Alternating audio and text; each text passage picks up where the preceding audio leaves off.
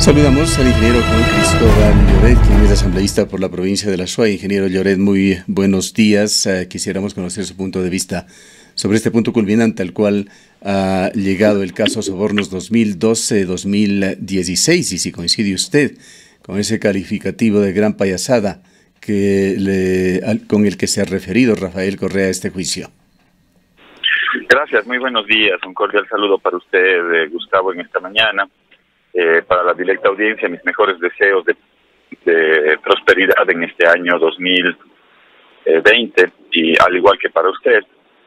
Bueno, con respecto a su inquietud, a mí me parece que el caso Sobornos, antes Arroz Verde, no es más que un proceso que tiene un objetivo político. El objetivo político que busca este caso es impedir que Rafael Correa pueda presentarse en las próximas elecciones, en las elecciones del 2021, y para eso lo que buscarán con este caso es tener una sentencia que le impida a él ser candidato. Ese es el objetivo, es un objetivo político, no es otra cosa más que un montaje en el cual se busca tratar de incriminar al ex presidente de la República, Rafael Correa Delgado, en un proceso de persecución que vive el Ecuador en contra de los líderes de la Revolución Ciudadana. ¿A qué se refiere usted con un montaje? Es decir, que todas las pruebas, todos los elementos de convicción, centenares de elementos de convicción que fueron esgrimidos por la Fiscalía y luego ratificadas por la jueza Daniela Camacho, son forjados. Eso es lo que se ha logrado evidenciar durante el proceso. ¿Cómo puede ser? Le pongo algunos elementos, Gustavo. ¿Cómo puede ser que aparezca un cuaderno que supuestamente al inicio dijeron que era o que correspondía a la época en la cual supuestamente se llevaban adelante esos procesos de sobornos? Después, cuando se dieron cuenta que ese cuaderno, a través de la portada, a través de la pasta, ese cuaderno no se imprimió en esos años, se inventaron el hecho de que la señora Pamela Martínez se puso en un viaje entre Guayaquil y Quito, se puso a detallar con lujo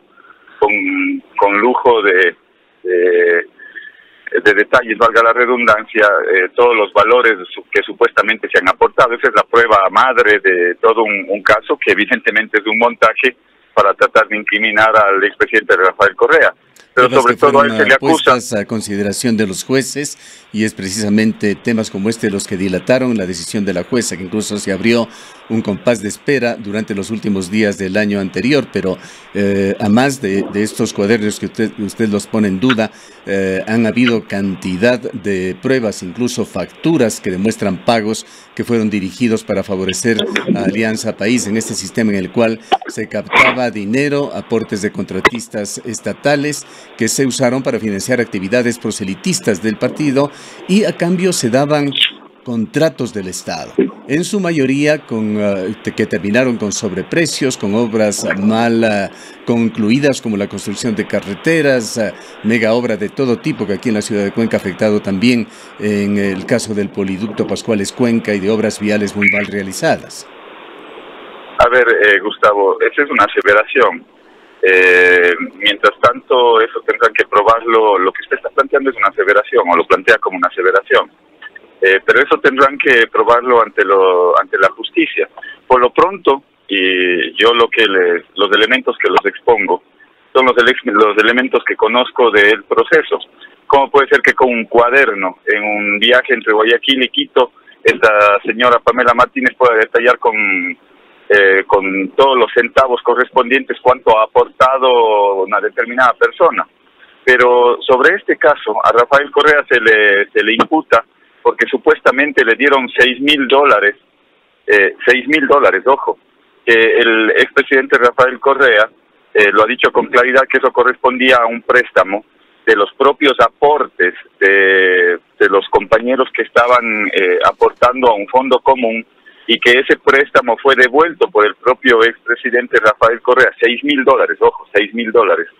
Y ese es el elemento o la prueba madre de todo un una red de corrupción que supuestamente se había montado con respecto al tema sobornos. Le Si reitero había toda esta red no de solamente corrupción. los cuadernos ni el recibo de los $6.000 son las pruebas contra Rafael Correa y las razones por las que le llevan a juicio.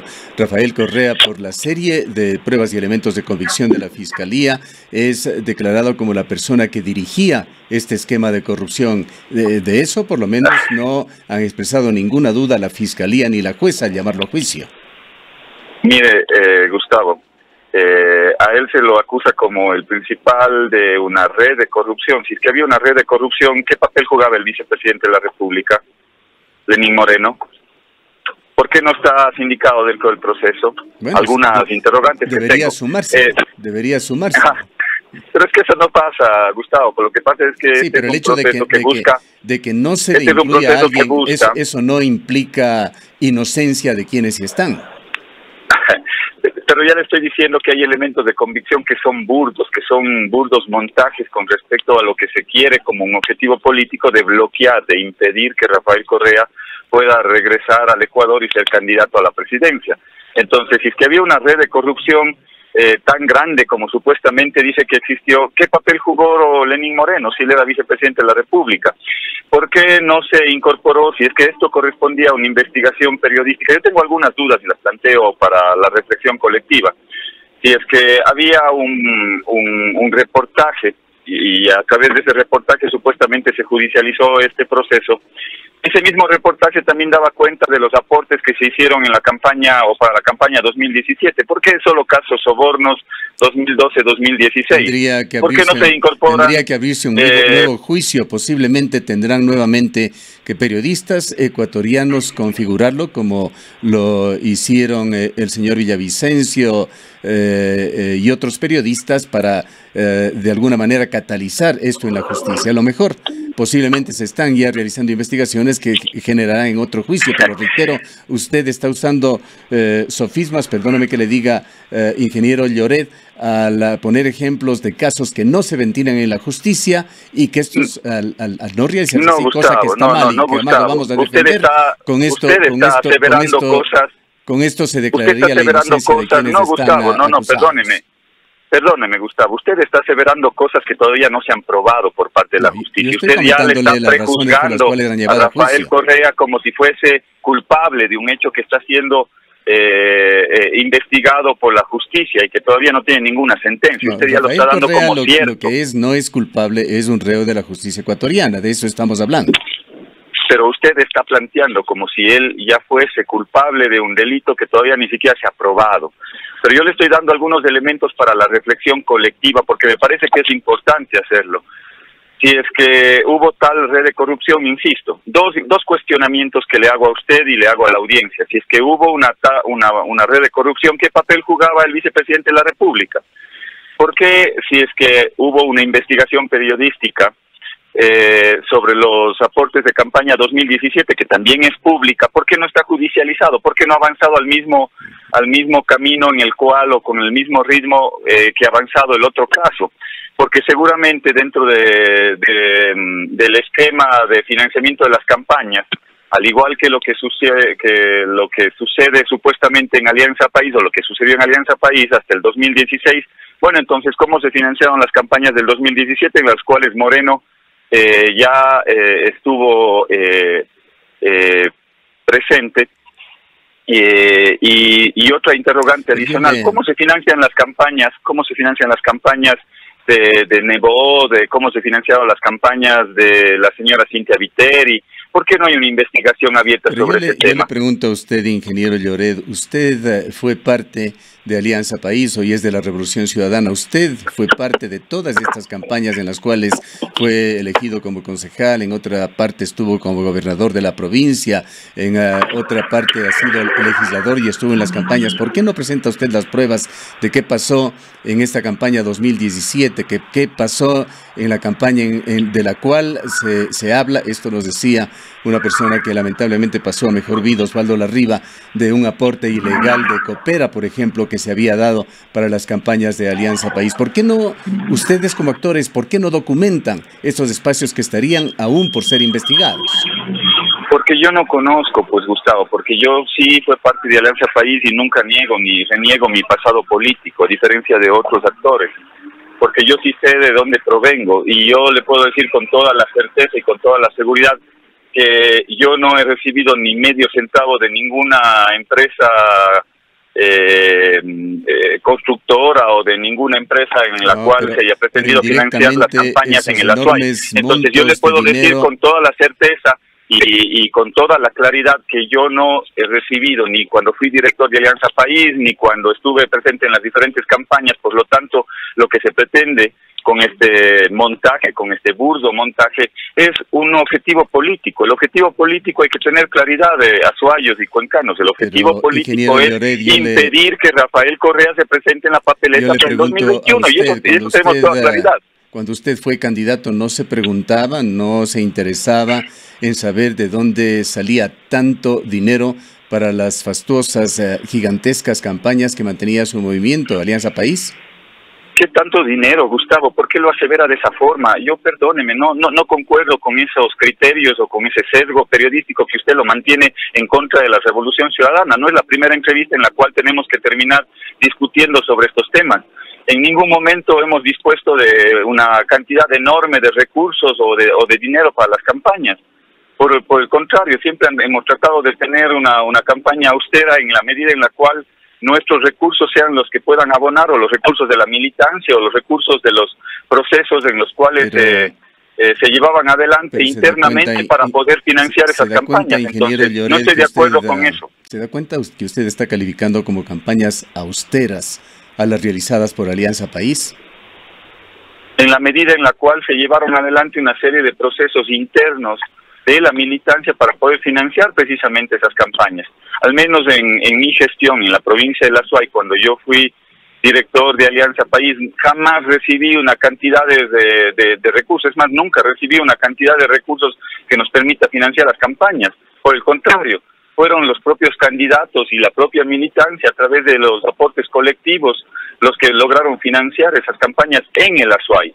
Por lo tanto, no es verdad lo que usted está aseverando o afirmando como que Alianza País ha dispuesto de miles de dólares para poder financiar las campañas. Al menos en el Azuay yo le puedo decir con ciencia cierta que no hemos manejado esas cantidades de recursos que usted lo menciona o lo asevera como si fuese verdad, lo cual no estoy de acuerdo. Está claro su punto de vista con respecto a esto, y también a que usted coincide con que esto del caso Sobornos 2012-2016 no es sino un montaje para dañar políticamente a Rafael Correa. Su opinión no, y no solo para eso, Gustavo, no solo para eso, Gustavo. Lloret, pero quisiéramos ir a otro punto. Sí, continúe. Sí, con todo gusto. Solo le termino con un tema. No solo para eso. Es para impedir que Rafael Correa pueda presentarse en la papeleta electoral, porque saben que la primera opción electoral en este preciso momento la tiene Rafael Correa y Fuerza Compromiso Socialista 5. Entonces, por lo tanto, lo que se pretende con este caso es impedir que Rafael Correa, ese es el objetivo político, ese es el objetivo de fondo. Bien, vayamos a otro tema, ingeniero Lloret.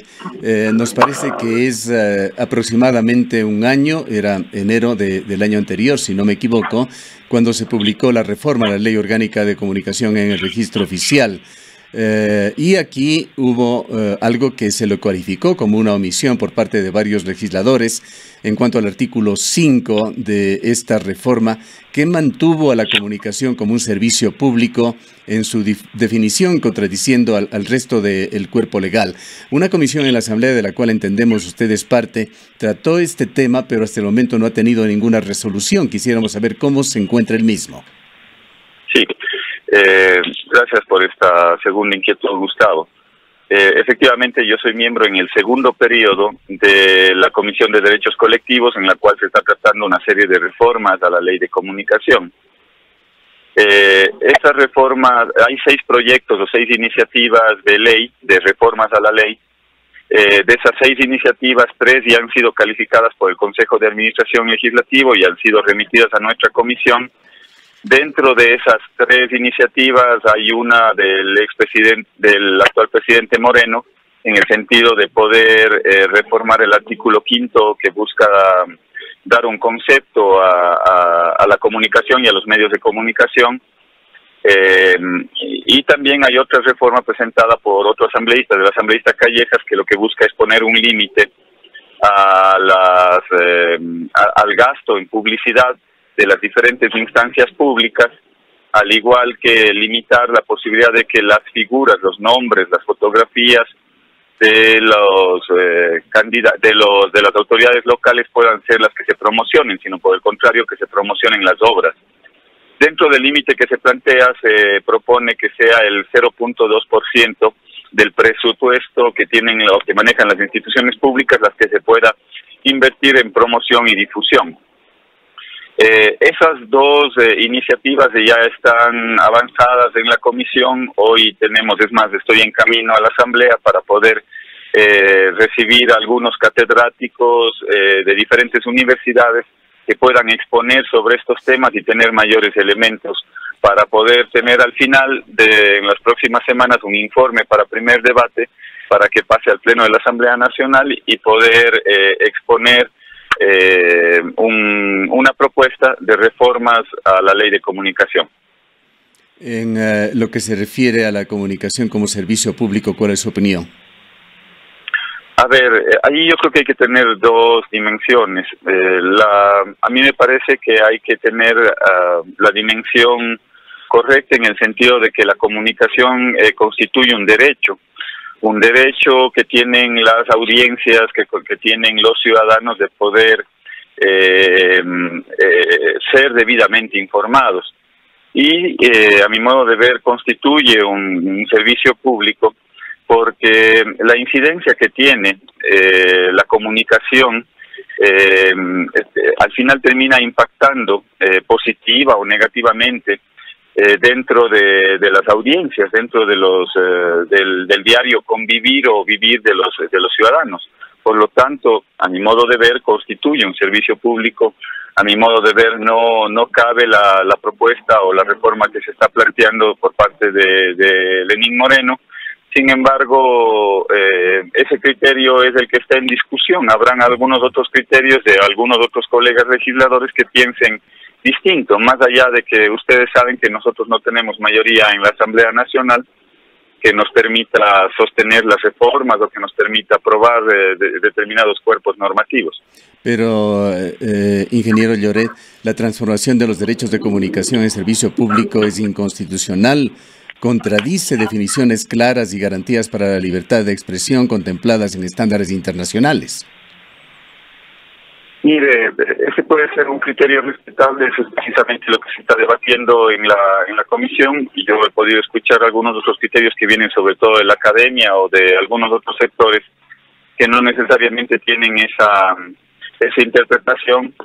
A mi modo de ver, la comunicación constituye un papel fundamental en el desarrollo de los países, tanto es así que una comunicación manejada adecuadamente puede contribuir positivamente para el desarrollo del país. Pero si la comunicación se maneja con determinado sesgo, bajo determinados intereses, al final no logra contribuir con ese aspecto positivo al desarrollo de las actividades del país. Tanta injerencia tiene la comunicación que puede influir directamente en la audiencia, en los ciudadanos, y esa influencia puede ser positiva o negativa dependiendo de cuál sea el direccionamiento que tome a través de la influencia que generan los medios de comunicación en la ciudadanía. Sí, usted reconoce los derechos de la audiencia, es decir, del receptor, que en cuanto a los derechos de quien emite ese mensaje.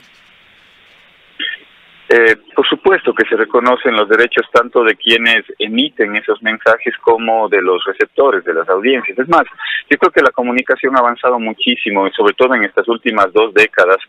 Tanto es así que justo revisaba en estos días un libro que la audiencia en un determinado momento, a través de las redes sociales, a través de la participación activa que tienen las audiencias, ya empiezan a generar sus propios contenidos, es decir, la propia audiencia se convierte en sus propios contenidos en un momento determinado, cuando ya la tecnología ha avanzado de tal forma, y sobre todo los diferentes mecanismos y medios de comunicación, en el cual los ciudadanos son los que están proponiendo y generando sus propios contenidos. Es decir, hay que tener una visión un poco más holística de cómo funciona hoy en día la comunicación, a diferencia de lo que sucedía en décadas anteriores, en las cuales eran los medios los que manejaban las audiencias, eran los medios los que de alguna u otra forma ponían la agenda comunicacional. Hoy en día ya eso cada vez les resulta más difícil, porque existen medios comunitarios, porque existen medios digitales, porque los propios ciudadanos generan sus propios contenidos a través de sus redes sociales, a través de sus cuentas de Twitter. Un ejemplo es lo que sucedió en las jornadas de movilización de octubre. Mientras los grandes medios de comunicación informaban lo que a su modo de ver pasaba en las calles, fueron los medios alternativos, fueron los medios digitales los que realmente informaron lo que pasaba adecuadamente en las calles, y al final los ciudadanos terminamos prefiriendo informarnos a través de los medios alternativos antes que con los medios tradicionales, para poder tener una información cabal de lo que estaba sucediendo en las jornadas de protesta en las calles. Lo que se intentó ocultar por algunos medios de comunicación, el abuso, la represión policial, que nunca salió, se expuso en los grandes medios de comunicación, al final terminaron saliendo a la luz, no gracias a las grandes cadenas mediáticas, fueron gracias a los reporteros ciudadanos, fueron a los reporteros comunitarios, a los medios digitales. La ciudadanía se empezó a enterar de lo que sucedía a través de estos espacios. Entonces yo sí creo que hay que tener ese tipo de valoraciones cuando se está tratando las reformas a la ley de comunicación, que nos permita también de alguna u otra forma poder armonizar, digámoslo así, entre las audiencias y los emisores a través de los medios de comunicación. Yo creo que hay que buscar justamente esos equilibrios dentro de las reformas que se están planteando en las iniciativas. Escuchando al ingeniero Lloret, nos da la idea de que usted pensaría de que Ecuador estaría mucho mejor sin medios de comunicación formales. No hemos dicho eso. Más bien yo sí creo que debe existir una regulación por parte del Estado. Por eso, a mi modo de ver, es un servicio público. Eso no quiere decir, y ahí hago una diferenciación. Y allí está el punto. Permítame, ingeniero Lloret, porque allí está el punto clave que usted lo acaba de señalar. La libertad de expresión es esencialmente un derecho, lo reconoce la Constitución ecuatoriana y varios cuerpos internacionales. Una concesión del Estado es otra cosa. Un servicio público es, sin embargo, una concesión que da el Estado y que puede controlarlo. Esta palabra control es clave para diferenciar un derecho y un servicio público. Sí, por eso le decía al inicio de la entrevista que hay que tener una doble dimensión, la comunicación como un derecho y como un servicio público. Y ahí yo creo, es mi criterio, por supuesto, yo respeto los criterios que puedan haber con respecto a este tema, pero a mí me parece que el Estado sí debe regular. Por ejemplo, el espectro radioeléctrico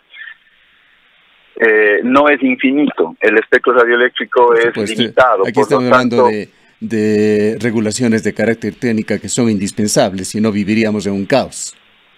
Exactamente, entonces el Estado tiene que tener la capacidad de poder controlar ese espectro radioeléctrico, porque no es infinito, es limitado.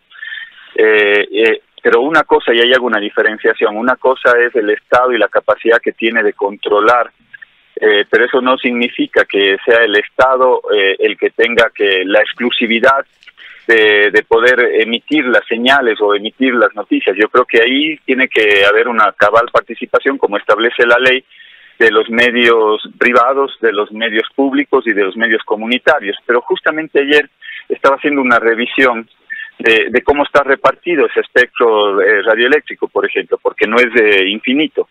Resulta que la concentración de los privados es del 80%, tenemos los medios públicos que son alrededor de un 15% y los medios comunitarios apenas un 4 o 5%.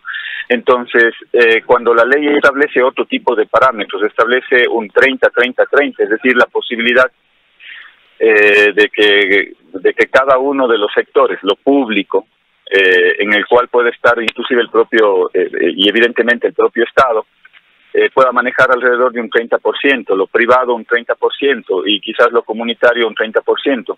Pero eso no sucede en el Ecuador y no se está cumpliendo tampoco con la ley. Les acabo de dar una visión de cómo está repartido el espectro radioeléctrico, en el sentido de que los privados tienen un 80% de captación de un recurso que es de todos los ecuatorianos, que no es infinito, pero que lamentablemente está en manos privadas.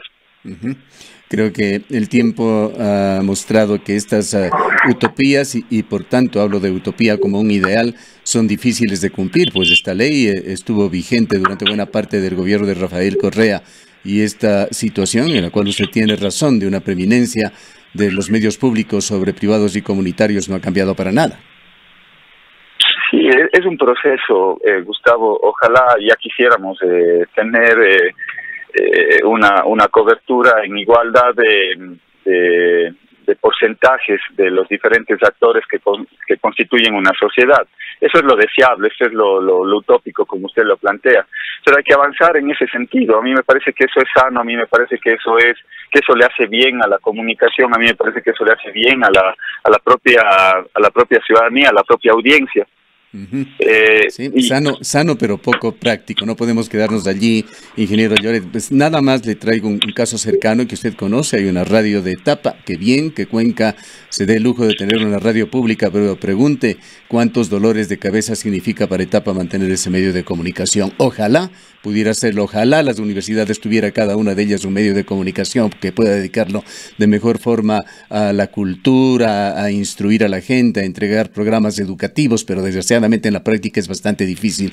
Volviendo al tema de derecho o servicio, ingeniero Lloret, que es muy importante porque eventualmente la comisión de la cual usted es parte va a tener que tocarla. La ley no ha sido modificada en el artículo 5, reitero que eso se lo consideró como un error, y lo que hace la ley de comunicación, o lo que hizo, y esto fue una intervención del expresidente Correa, fue convertir un derecho constitutivo de la democracia y de la comunicación en una potestad estatal. Mire, justamente esa es la iniciativa de reforma presentada por el presidente Moreno. Yo considero que sí debe de haber este tipo de regulaciones bajo un concepto claro. ¿Cuál es el concepto claro? A mi modo de ver, tiene esa doble dimensión. Un derecho tiene que ser mirada como un derecho, pero al mismo tiempo, a mi modo de ver, constituye un servicio público y bajo el control estatal. Pero eso no quiere decir que el Estado tenga que emitir todos o que captar todos los medios de comunicación. Ese no es el objetivo. Lo que sí se necesita es tener una regulación adecuada que nos permita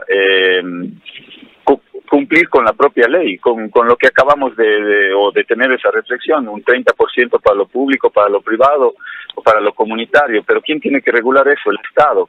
Y por lo tanto, a mi modo de ver, la comunicación tiene que seguir constituyéndose como en esa doble dimensión, un derecho, pero al mismo tiempo un servicio público. Ese es mi criterio. Quizás puedan haber criterios diferentes y eso es lo que se está debatiendo en la Asamblea Nacional. Ingeniero Lloret, antes de darle paso a una última salida, dejar en claro este tema nuevamente, derechos y servicios, y detallar algunas de las transformaciones que ese artículo 5, que aún está vigente en la ley, introdujo en Ecuador. Esto fue la creación de organismos estatales con una clarísima influencia del Ejecutivo para ejercer rectoría y control en los medios de comunicación. Recordemos a la Supercom, una extensión innecesaria y legítima del principio de responsabilidad ulterior.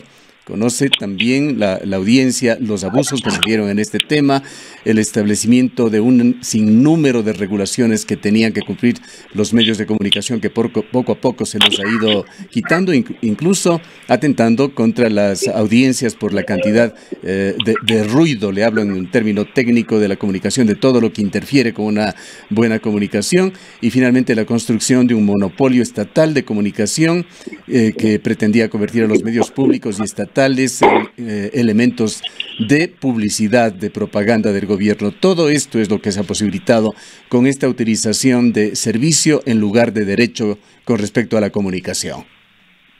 A ver, Gustavo, ese es un criterio que yo lo respeto, no necesariamente lo comparto. Yo no creo que sucedió lo que usted está diciendo. Yo creo que y hay que recordar qué es lo que pasó en el Ecuador.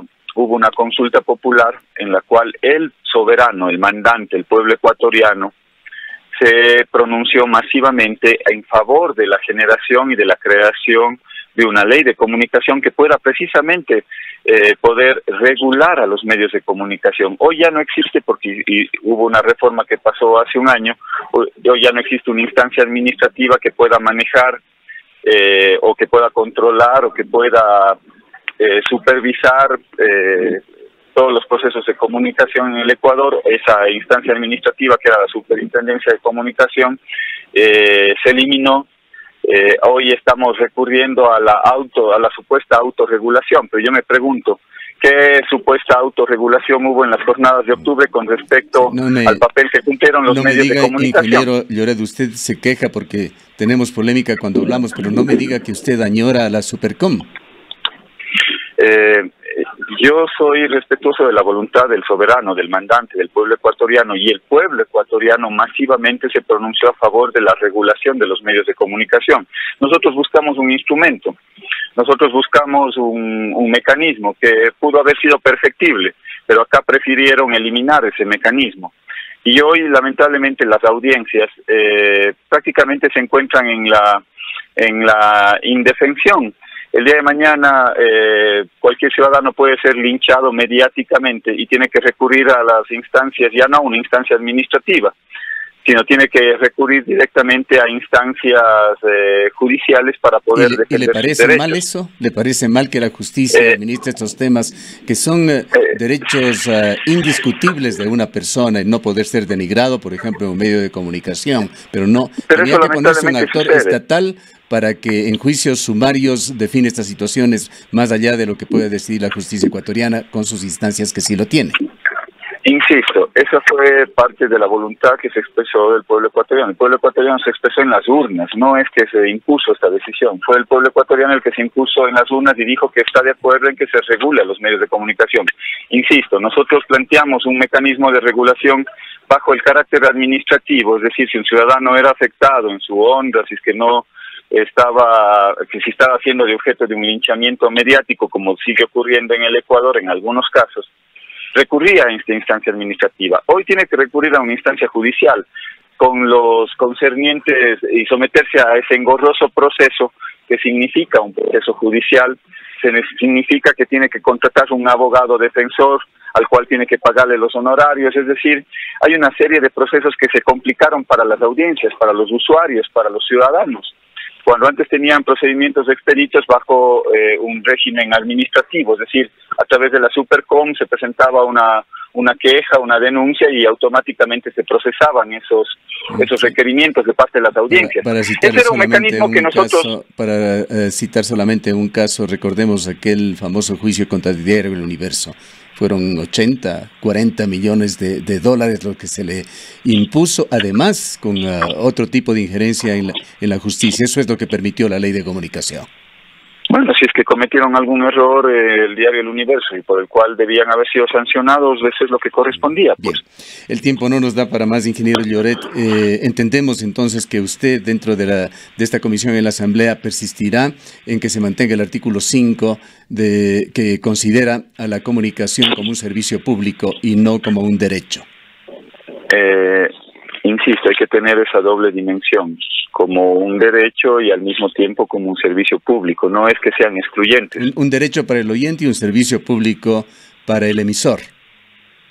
O sea, hay derechos con los cuales no se puede retroceder en derechos. La Constitución prohíbe que se pueda retroceder en los derechos que ya han sido adquiridos por parte de los ciudadanos. A mí me parece que este es un claro retroceso en los derechos que tienen las audiencias, por ejemplo, y por lo tanto la propia Constitución prohíbe que se pueda retroceder en un derecho que ya ha sido adquirido.